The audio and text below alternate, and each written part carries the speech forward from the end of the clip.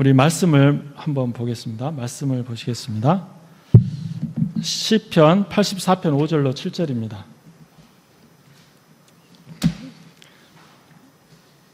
자, 성경 있으신 분은 찾으시기 바랍니다. 시편 84편 5절로 7절.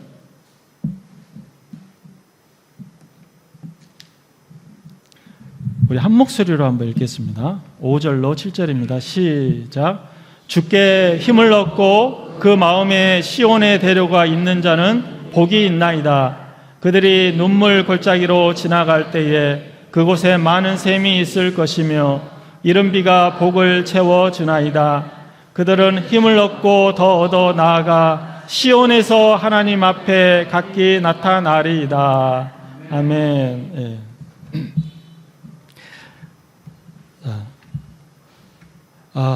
오늘 말씀을 전하게 된 박성호 선교사입니다. 저에 대해서 듣고 좀 아시는 분도 있지만은 잘 모르시는 분들이 있기 때문에 간략하게 소개를 드리겠습니다. 저는 2006년도에 중국으로 파송이 돼서 13년 중국에서 선교 사역을 하다가 이제 추방이 되고 2018년 12월 달에 한국에 귀국하게 됐습니다. 그리고 이제 4년간 한국에 있다가 다시 재파송을 받고 이곳 캄보디아에 온 선교사입니다. 제가 중국에서 13년 사역하는 동안에 그것은 중국 사회가 굉장히 감시 사회고 긴장이 많이 되는 사회이기 때문에 굉장히 많이 긴장하고 있었나 봐요.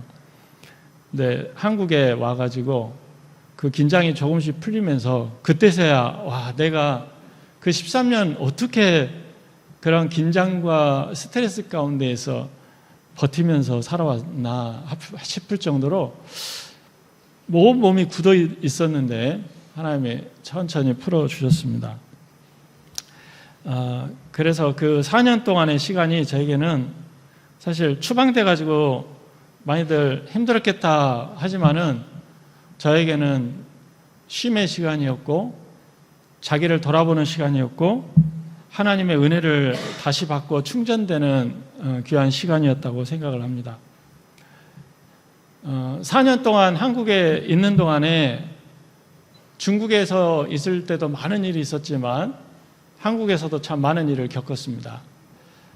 처음에 추방됐을 때는 제 아내가 이제 탈진이 와서 완전 탈진이 와서 도저히 움직일 수가 없는 상태였고요.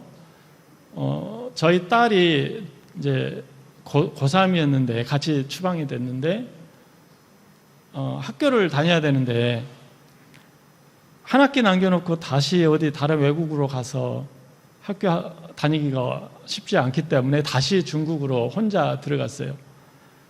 하나님의 정말 은혜로 도저히 저는 저에게는 아무 힘이 없고 저는 중국을 갈 수도 없고 아무것도 할 수 없는 상황에 우리 딸이 6개월 동안 몇 번 왔다 갔다 했지만 중국에서 하나님의 기적 같은 역사로 6개월을 마치고 돌아왔는데 그 딸에게서 든 말이 그 6개월이 자기에게는 굉장히 좋았던 시간이 돼요.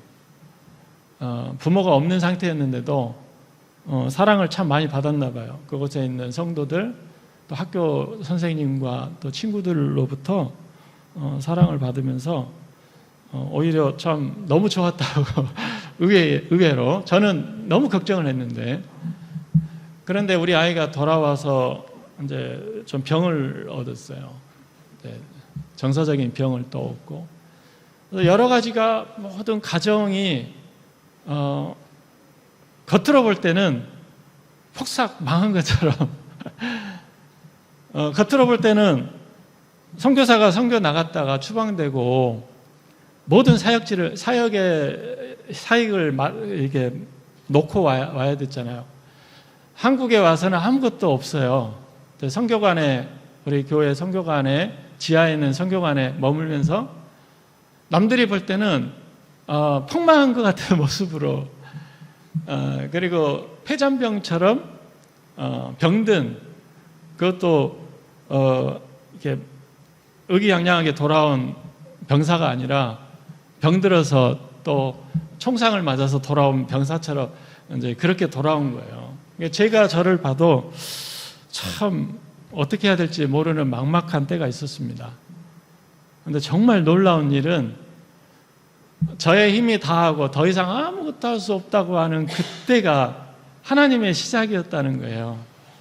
저는 한국에 있으면서 하나님의 그 놀라운 일하심과 우리를 향한 위로하심과 은혜가 얼마나 큰지 경험했기 때문에 감히 여러분들에게도 고난 중에 있는 많은 분들에게도 우리 하나님은 정말 은혜로우시고 자비로우시고 긍휼이 풍성하셔서 우리와 함께 하시고 우리를 도우시고 우리를 위로하시고 반드시 우리를 가장 좋은 곳으로 인도하실 것이다. 이런 말씀을 감히 드리거든요. 그게 저의 삶이었기 때문에 김정인 목사님께서 부탁하셔서 이제 설교를 좀 부탁하셨는데 과연 이 선교지에 우리 여기 계신 또 분들 중에 선교사님들이 많으시고 또 연세 드신 우리 어르신들도 있고 또 나이 이제 청소년도 있는데 어떤 말씀으로 하나님이 전하기를 원하실까? 제가 뭘 많이 알아서 전하는 것이 아니라 내게 받은 은혜가 무엇인지를 한번 전하면 좋겠다. 그리고 그 말씀을 생각하다가 시편 84편에 있는 이 말씀이 참 마음에 와닿더라고요.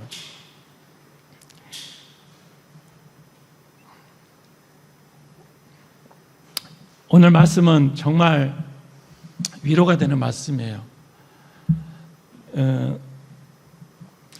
주께 힘을 얻고 그 마음에 시온에 데려가 있는 자는 복이 있나이다.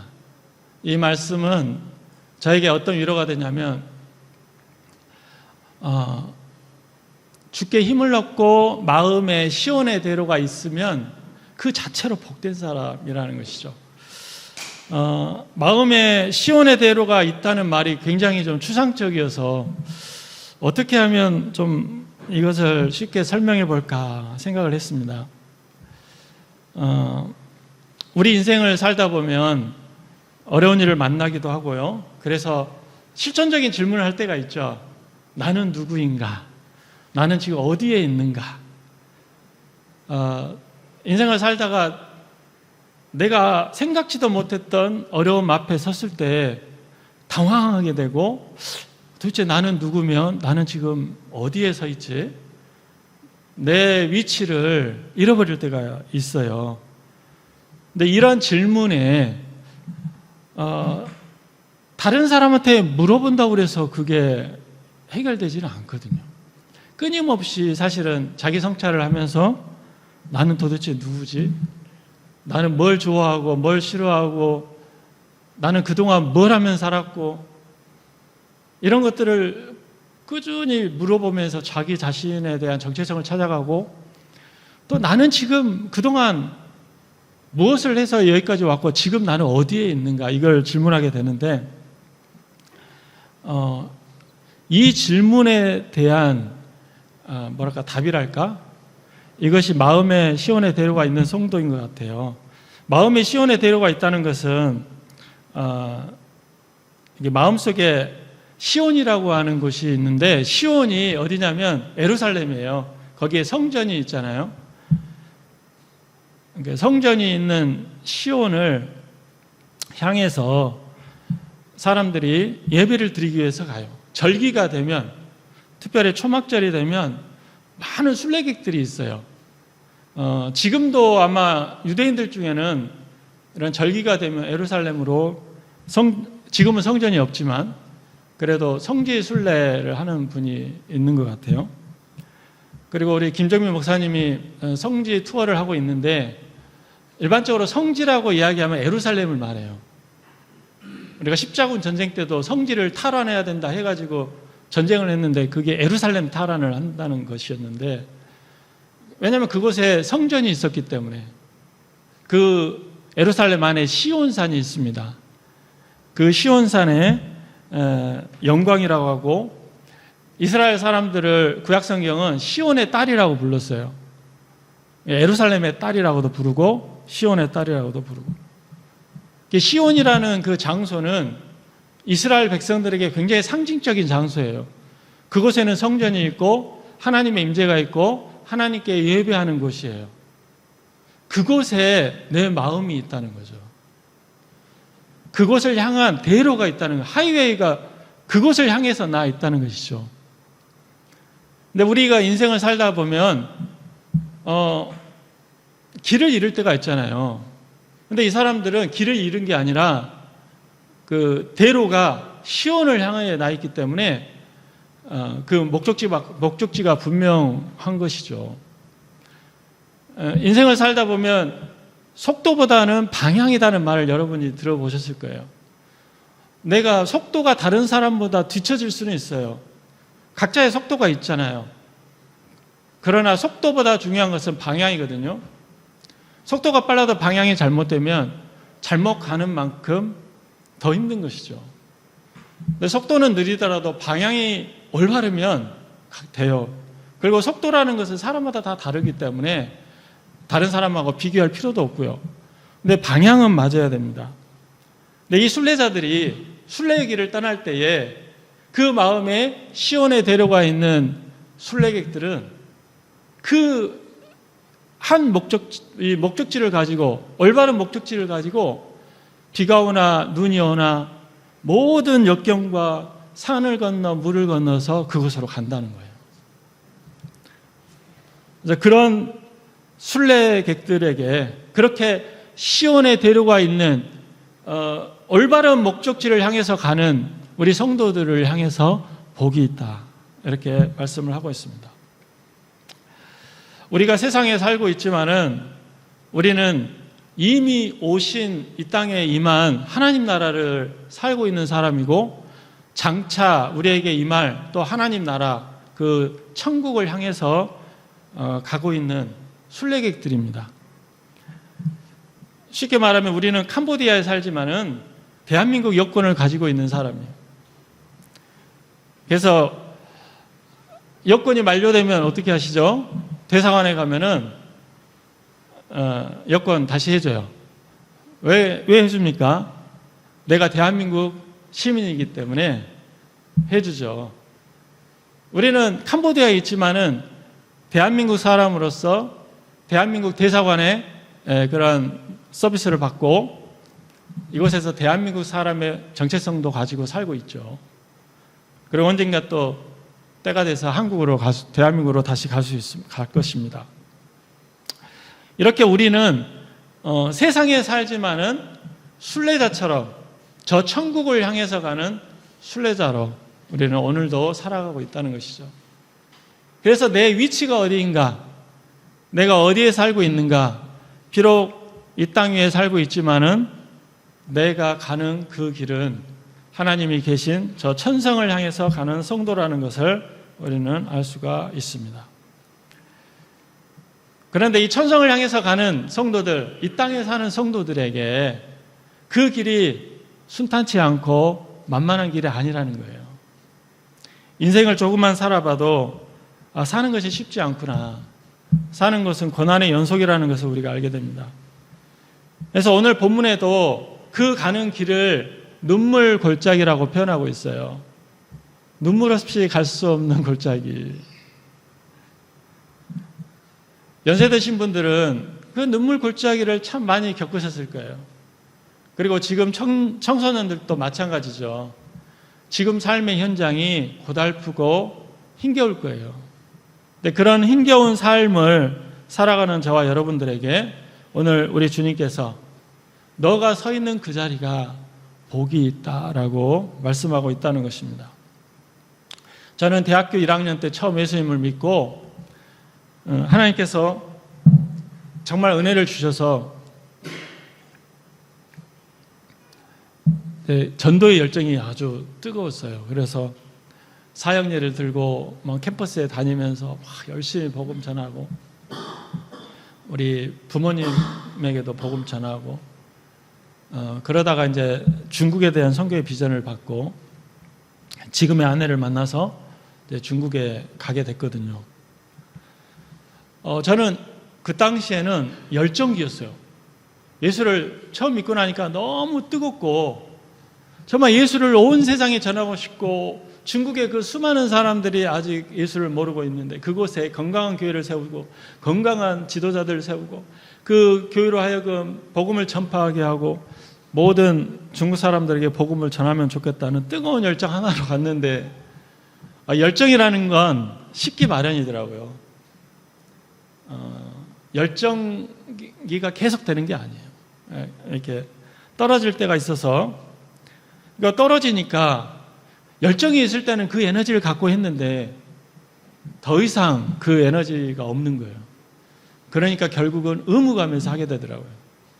내가 중국을 사랑한다고 그들 영혼을 위해서 갔는데 열정이 딱 빠지고 나니까 그 사랑스러운 게 사라져요. 그러니까 이제는 내가 선교사인데 그래서 의무감 속에 달려갔던 것 같아요. 물론 제자들을 사랑하는 마음이 전혀 없었던 건 아니지만 돌이켜보니까 쥐어짜듯이 내게 사랑이 없었고 내게 힘이 없었는데 의무감 속에 하나님께서 그래도 기뻐하시니까 그렇게 했던 것 같습니다. 근데 그렇게 하다 보니까 내 마음도 지치고 내가 전달하고 싶은 것이 사실은 내 마음에서 우러나는 진정한 그리스도의 사랑이라야 되는데 그러기보다는 좀 형식적인 그런 모습들이 많지 않았나 싶어요. 지금 돌이켜보면 참 미안해요. 그래서 제자들에게도 좀 더 나의 생생한 모습을 보여주고 싶은데 사실은 그러지 못했다는 생각이 들고 그래서 다 지친 상태로 한국으로 오게 된 거죠. 그런 가운데에서 이렇게 집안에 어려움이 있고 하는 가운데 아내가 완전히 탈진으로 쓰러졌을 때 하나님께서 아내를 다시 회복시키겠다는 약속을 주셨어요. 근데 어떻게 하나님 회복을 시켜주는지. 근데 하나님께서 아내에게 이야기를 한 거예요. 내가 너를 인도할 테니까 따라 먹으라고. 이제 그렇게 하셨대요.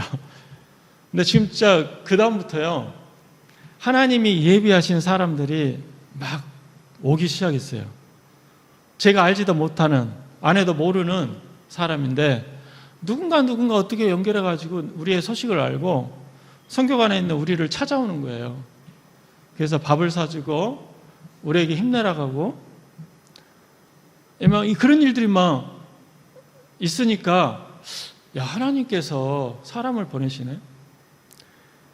엘리야 선지자가 이세벨이 두려워가지고 막 이스라엘 광야로 도망가가지고 로뎀나무 아래에서 이제 완전히 지쳐서 쓰러져서 이제는 죽기만을 바라고 있는 그때에 하나님이 천사를 보내서 이 로뎀나무 아래에 있는 엘리야를 깨우면서 먹을 것을 주고 물을 주고 그러면 엘리야는 다 일어나가지고 그거 먹고 다시 또 자요. 먹고 또 자고 먹고 자고 먹고 자고. 그걸 캄보디아 말로 뭐라고 하는지 아세요? 깽냠 그러더라고요. 그래서 그렇게 아무 힘이 없었던 거예요. 엘리야는 밥 먹을 힘도 없었고 물 마실 힘도 없는 로뎀나무 아래에서 죽기만 바라고 있는 엘리야에게 천사를 보내서 하신 것처럼 하나님이 우리 부부에게 이제 사람을 보내서 먹이시는 거예요. 그리고 위로를 해주시고. 사실 저의 안에서는 힘이 하나도 없었습니다. 근데 이런 문구가 있죠.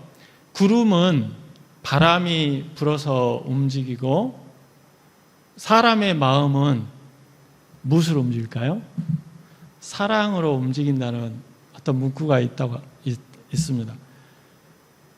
사람의 마음이 내 마음이지만 내가 원하는 대로 이렇게 움직이던가요? 사람의 마음이 내가 지쳐버리면 내 마음조차도 잘 안 돼요. 그런데 내 마음을 움직일 수 있는 건 사랑. 그것도 무조건적인 사랑이 마음을 움직입니다.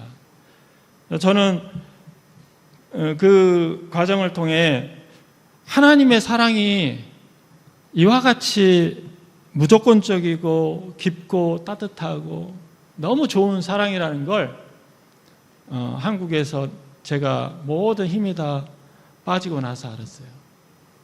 내가 주를 위해서 아무것도 할 수 없고 예배 드릴 수도 없고 찬양할 수도 없고 엘리야처럼 나 이제 아무것도 할 수 없으니 나를 데려가십시오. 죽고자 하는 그때 진짜 하나님의 사랑을 깨닫게 된 거죠. 그분이 나를 포기하지 못하시겠다는 거예요. 나를 위해서, 우리를 위해서 엘리야가 보지 못했던 7,000명의 숨어져 있는 사람들, 엘리야는 아무도 보이지 않았어요.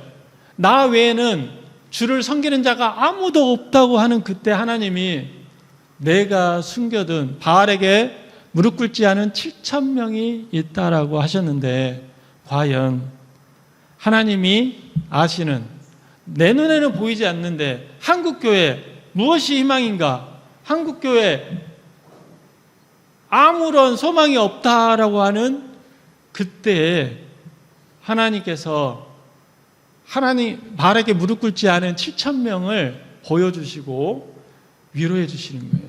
너만 있는 거 아니다. 그러면서 이제 저희가 많이 회복됐어요. 회복되고 하나님께서 캄보디아에 대한 긍휼한 마음을 주셔서 준비하다가 작년 4월 달에 우리 하나님께서 갑자기 또 우리 큰딸을 하늘나라로 불러가시는 거예요. 27살 꽃다운 나이.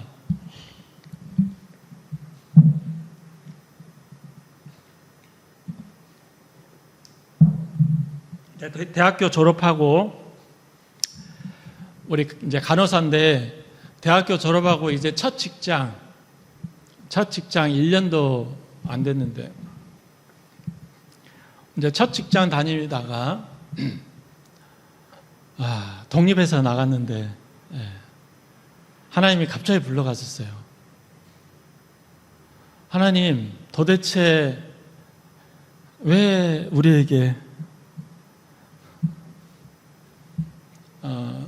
우리 딸이 좀 어려움을 겪고 있어서 하나님의 때 하나님의 방법으로 회복시켜 달라고 기도했는데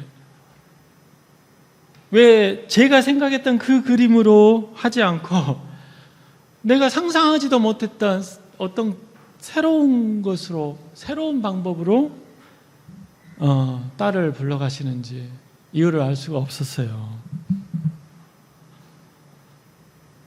그때는 정말 눈물이 폭포수같이 흘러내리는 정말 눈물 골짜기에 제가 있었습니다. 저는 주를 향하여서 주께 충성하겠다고 했는데 내 힘이 다 빠져서 하나님이 다시 나를 살리셨는데 이제 다시 힘을 내서 이 길을 걸어보겠다고 하는데 왜 다시 저희를 다시 주저앉히십니까? 그런 마음이 들었는데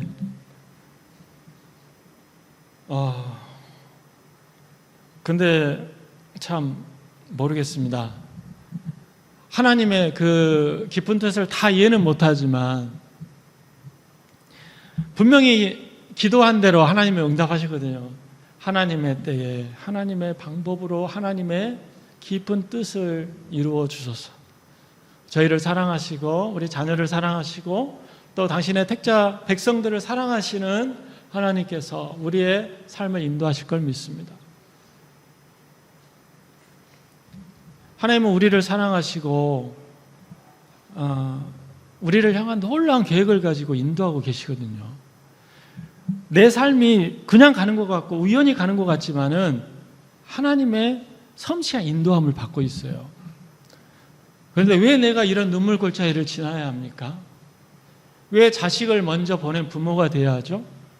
이런 질문들을 하게 되죠. 하나님께서는 우리를 위로해 주셨어요.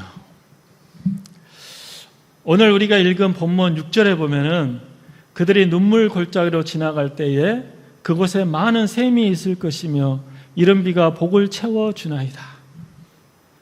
그 눈물 골짜기 그 메마른 곳에 아무것도 없을 줄 알았는데 그곳에 가보니까 많은 샘이 있대요. 이른비가 채워진다고 합니다.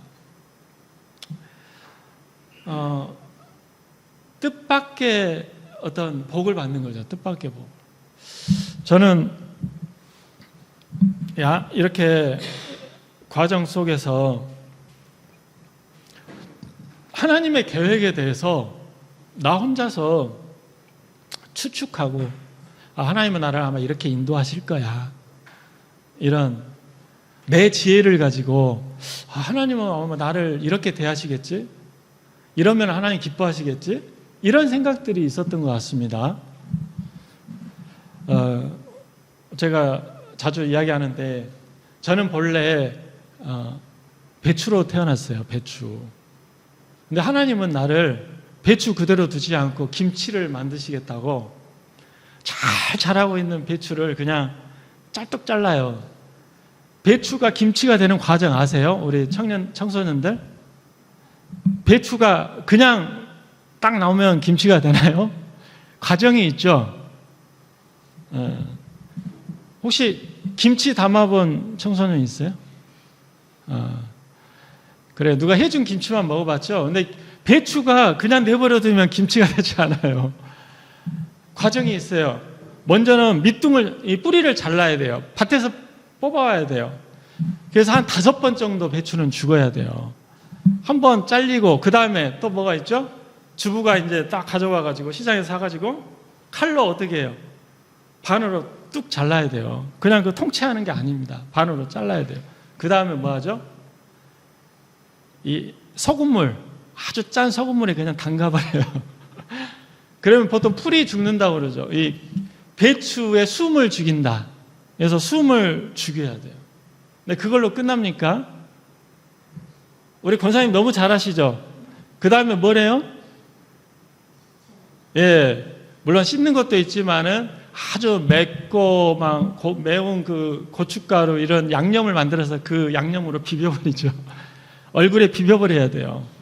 그럼 꼼짝없이 이제 죽었다요. 근데 그걸로만 끝나는 게 아니죠. 그렇게 양념을 다 묻힌 다음에 요즘은 냉장고가 있지만 예전에는 땅을 파고 묻었어요. 장독에다. 그 어두운 그 장독에 묻고 이 뚜껑을 닫아버려요.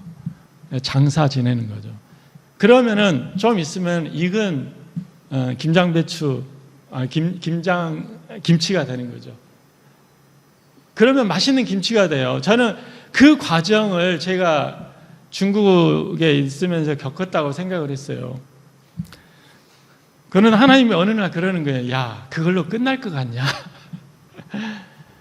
너가 김치가 된 것으로 끝난 게 아니다. 이제 내가 너를 통해서 너를 가지고 김치찌개를 만들 거다. 이런 말씀을 하시는 거예요. 저에게는 그런 아이디어가 없었어요. 나는 김치가 되면 끝나는 거 아닌가? 김치가 돼서 숙성돼가지고 그냥 반찬으로 내오면 와, 다들 좋아하겠지?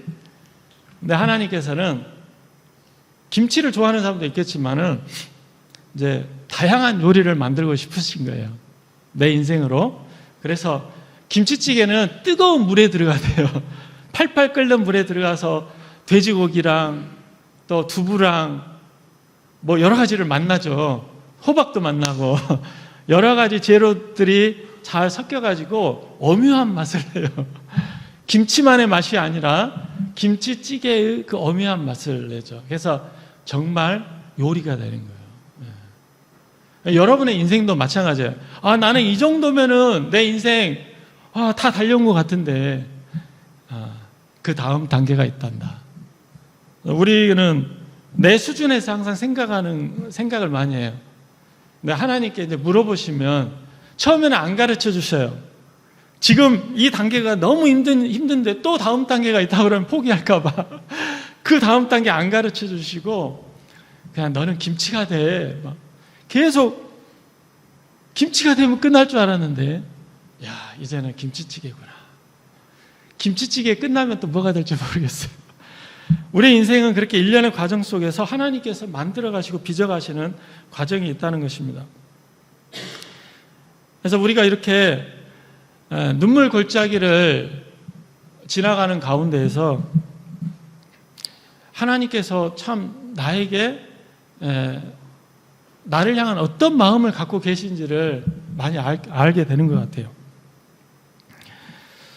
오늘 본문에 보면 우리의 힘이 다했을 때 주께 힘을 얻는 자가 복이 있다고 그랬는데, 돌이켜보니까 내 힘으로 감당하는 것이 아니라 주님께 힘을 얻어서 이 길을 갔다는 것을 깨닫게 될 때 정말 감사가 넘치게 됩니다.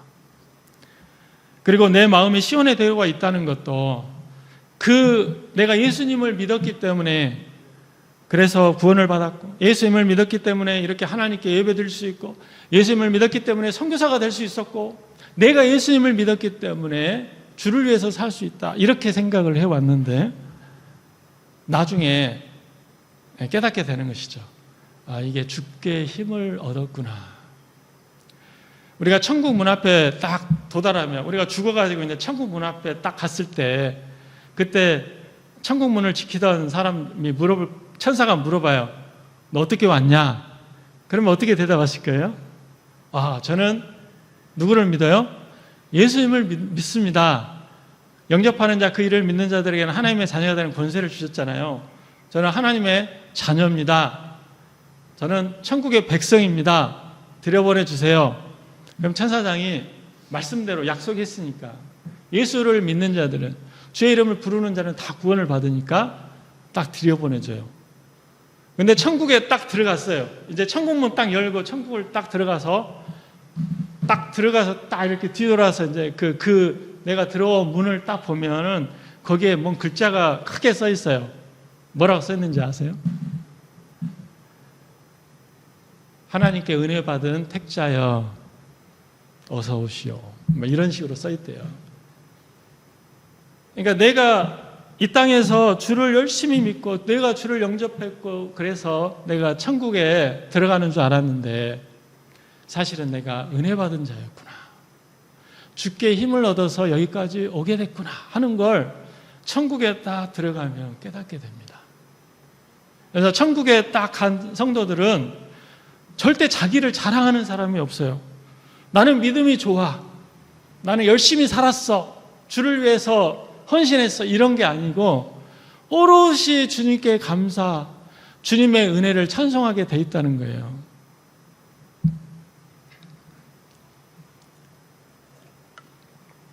내 마음의 시온의 대로가 활짝 열린 것은 하나님의 은혜입니다. 그리고 우리가 눈물 골짜기를 지날 때 하나님이 예비해 놓으신, 숨겨 놓으신 이 많은 샘물들을 만나게 돼요. 저는 캄보디아에 왔을 때 캄보디아를 사실 잘 몰랐어요. 캄보디아의 캄자도 몰랐어요. 중국만 생각하고 살았던 사람이 오늘날 어떤 이제 선교사님이 캄보디아를 위해서 기도해보라는 이제 소식을 듣고 기도하는데 이 마음에 이 불쌍한 마음, 긍휼한 마음을 너무 강하게 주시니까 도대체 캄보디아가 뭐길래 캄보디아 그 영혼에 대해서 한번 생각하면서 근데 그 마음을 먼저 주신 거예요. 제가 캄보디아의 지식을 알아서가 아니라 딱 하나 아는 것은 예전에 청년 시절 때 봤던 영화 킬링필드라는 영화를 한번 그때 아주 쇼킹했거든요. 야, 어떻게 세상에 저런 일이 있을까? 근데 그게 캄보디아라는 것도 잘 몰랐어요. 그냥 킬링필드라는 영화를 본 것만 기억나는데 근데 하나님께서 이제 이곳에 작년에 리서치를 했거든요. 리서치하고 여기 와가지고 보니까 캄보디아에 놀라운 은혜가 있는 거예요. 여기 있는 많은 물들이 있어요. 샘이 있어요. 이제 저에게 개인적으로 주신 은혜는 이런 공동체를 또 만난 것도 그 중에 하나거든요. 우리 목양한인교회에서 이렇게 성도들을 알게 된 이런 공동체를 만난 것도 감사한 일이고 또 여러 돕는 손길도 만나게 됐고 하나님께서 저는 내가 계획했던 것이 아니지만 하나님이 주신 은혜들을 만나게 됐을 때 하나님께서 나를 위로하시는구나. 저에게는 참 위로가 필요했나 봐요. 지금도 위로가 필요합니다. 그리고 이 눈물 골짜기를 지나는 모든 사람들에게 위로가 필요합니다. 근데 그 위로를 주님이 주세요. 그래서 그 위로를 제가 받고 너무 감사하고요. 저는 애도 시간을 보내면서 우리가 외상후 스트레스 장애에 빠지지 말고 주님 앞에서 성장해 나갈 수 있도록 기도하고 있습니다. 외상후 성장이라고 하는데, 우리 이렇게 큰 일을 겪으면 외상이라는 걸 겪어요. 그래서 마음에 내상을 입는 거예요. 상처를 입는 거예요. 근데 외상후 스트레스 장애라는 게 있어요. 그것을 내가 잘 처리하지 못하면 그게 나를 망가뜨려요. 내 마음을 망가뜨리고 관계를 망가뜨리고 그렇게 되는데, 오히려 그 외상을 통해서 외상 후 성장을 하는 사람이 있다는 거예요. 그래서 우리가 무슨 큰일을 만나더라도 처음에는 당황스럽고 힘들고 괴로울 수 있지만 하나님의 은혜로 외상 후 성장으로 갈 수 있도록 기도를 했거든요. 근데 진짜 하나님께서는 오늘 마지막으로 우리 7절에 보면 그들은 힘을 얻고 더 얻어 나아가 시온에서 하나님 앞에 각기 나타나리이다 그러잖아요. 힘을 얻고 더 얻어. 하나님께서 우리에게 힘을 더 주세요. 비록 내가 감당할 수 없는 일을 만났는데, 내 힘으로는 감당할 수 없는데 하나님이 주신 능력으로 힘을 얻고 더 얻어서 결국은 하나님 앞에 서게 만들어 주신다라고 약속하고 있습니다. 빌립보서 1장 6절에 보면 너희 안에서 착한 일을 시작하신 이가 그리스도 예수의 날까지 이루실 줄을 우리는 확신하노라, 이렇게 말씀하고 있습니다. 여러분, 제가 이제 찬송가 고를 때 처음 고른 찬송이 샤론의 꽃 예수거든요. 샤론의 꽃 예수는 참 제가 좋아하는 꽃입니다. 샤론의 꽃이 예수라는 거예요. 샤론이라는 것은 그것도 지명인데요. 성경에는 사론이라고, 아가서 2장 1절에 보면은 나는 사론에 수선하여 골짜기에 백합하니라 이런 말씀이 있어요. 이게 사론의 꽃은 예수님을 가리키는 거예요. 근데 그 사론이란 땅이 어떤 땅이냐면, 이스라엘 땅이 이제 북쪽과 남쪽 이렇게 있잖아요. 북쪽에 북쪽 갈멜산 해변 쪽에 있는 갈멜산 그 아래 그 지중해 해변 평야가 있어요. 거기를 사론이라고 그래요. 사론 평야라고 불러요. 근데 그것은 습지예요. 습지고 사실 별 볼 일 없는 땅이었어요. 근데 그 사론에 대해서 이제 성경 이사야서 같은 데 보면은 사론에 대해서 많이 이야기하는데, 사론 들판이 나오거든요. 근데 그 사론의 들판이 변화될 거예요. 그것이 완전한 이제 초목지가 되고, 이제 양들이 뛰어노는 초목지가 될 것이고, 그리고 오늘 그 찬송가 있는 것처럼 꽃이 필 거예요. 꽃이. 근데 그곳에 핀 꽃이 이제 아가서에서는 사론의 수선한데, 근데 영어 번역자들, 이제 영어 성경 번역하는 분들이 로즈 오브 샤론이라고 혹시 들어보세요? 로즈 오브 샤론, 이게 샤론의 장미. 그게 우리나라 꽃 국화 무궁화예요. 무궁화의 영어 이름이 로즈 오브 샤론이거든요. 우리나라의 국화가 사론의 꽃이에요. 근데 그 사론의 꽃인 예수 그리스도, 우리가 봄에 벚꽃 구경 가고 가을에 단풍 구경 가시잖아요. 막 속리산에 단풍이 있고 어디 벚꽃이 너무 잘 폈더라 그러면 막 가잖아요. 근데 우리가 거기 갈 때 벚꽃 보러 갑니까? 아니면 그 땅 보러 갑니까? 꽃을 보러 가는 거죠. 우리는 사론 같은 사람이에요. 사론 같은 그냥 땅이에요. 땅, 들판.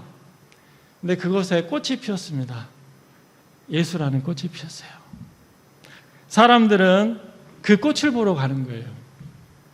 야, 저 사론에 가면 꽃이 만개돼. 거기 가면 향기가 그 꽃의 향기가 너무 좋고, 거기 가면 너무 좋대. 거기 놀러 가자. 그것처럼 우리 안에 내 마음의 들판에 사로운 그 들판에 꽃이 피었는데 예수가 있어요. 우리는 예수꽃 향기를 날리는 들판이에요. 사람들이 나를 보러 오는 것이 아니죠. 내 안에 활짝 피어있는 예수 그리스도. 여러분들을 통해서 기대하는 것은 예수 그리스도예요. 그분이 얼마나 아름다우신가, 그분이 얼마나 향기로우신가, 그분이 얼마나 사랑스러운가, 그분의 자비와 그분의 긍휼, 그분을 알고 싶어 하는 거예요. 예수가 도대체 누구시지? 여러분들의 인생에, 여러분들의 삶의 들판에, 그 골짜기에 예수라는 꽃이 피어 있으면 사람들이 그 골짜기라고, 거기 골짜기 힘들어, 거기 뭐 그 들판 가기 싫어, 그게 아니에요. 그 꽃 보러 가는 거예요. 여러분들의 인생이 어떠하다 할지라도 여러분들을 보러 가는 것이 아니라 그 꽃 때문에 여러분들을 환영할 거고, 여러분들에게 그 예수를 알려달라고 말을 할 것입니다. 그래서 제 안에, 저는 사실 냄새나는 진흙과 같은 그런 샤론의 그 들판이지만 내 안에 활짝 피어난 예수의 꽃으로 인해서 꽃향기가 날리면 좋겠다, 이런 소망이 있거든요. 그런 가운데에서 우리 주님께 그렇게 나아가고, 이 땅에서 우리 사는 동안에 우리 목양한인교회 모든 성도들이 다 이렇게 예수꽃이 피어서 목양한인교회만 가면은 그 꽃향기가 날리는 그런 저와 여러분 다 되시기를 축복합니다. 기도하겠습니다. 하나님 아버지, 주께 힘을 얻고 그 마음에 시온의 대로가 있는 우리들이 얼마나 복된 자인지를 오늘 깨닫게 해주셔서 감사합니다. 우리가 눈물 골짜기를 지나더라도 하나님의 위로를 받게 하여 주옵소서. 그 위로 속에서 다시 힘을 얻고 더 얻어서 하나님의 그 성전에, 하나님이 계신 곳에 더 나아갈 수 있도록 인도하여 주시옵소서. 우리 안에 예수 그리스도의 꽃이 피어서 우리가 예수의 향기를 날리는 복된 가족들이 다 될 수 있도록 축복하여 주옵소서. 예수님의 이름으로 기도합니다. 아멘. 우리 결단 찬양으로 축복의 사람, 주께 힘을 얻고 찬양하겠습니다.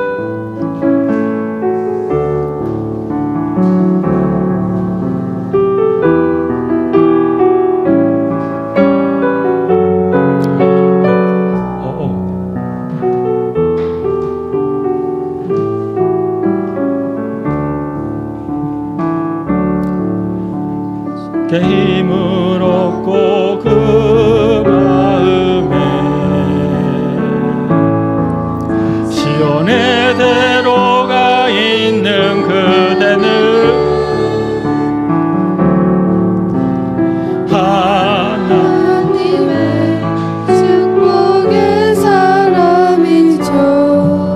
주님 그대를 너무 기뻐하시죠.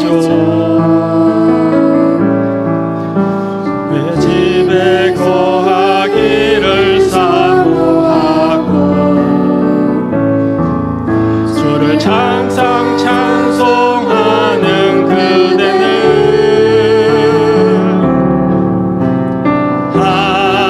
하나님의 축복의 사람이죠.